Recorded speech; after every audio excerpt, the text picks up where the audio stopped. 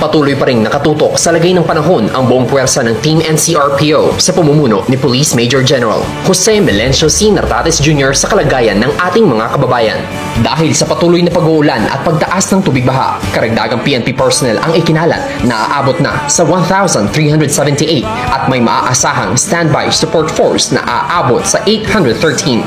Samantala, 10,705 na pamilya naman ang naitalang apektado ng bagyo o higit 41,737 individual. Atin ding sinimulan na pagsasabuhay ng mga evacuation center na aabot sa 581 na handang tumanggap sa ating mga kababayan at 187 nga dito ay kasalukuyan ng inuukupa ng mga apektadong pamilya. Isinailalim naman ang aabot sa 528 na barangay sa buong Metro Manila na patuloy na naapektuhan ng matinding pagbaha at 299 nga dito ay nasa kategoryang not passable sa anumang uri ng sasakyan.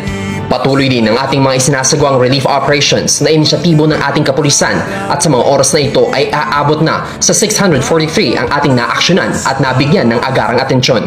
Ang inyong lingkod ay patuloy na mag-iikot at nakatutok upang matiyak na ang bawat mamamayan na apektado ng bagyo ay ating mahahatiran ng tulong.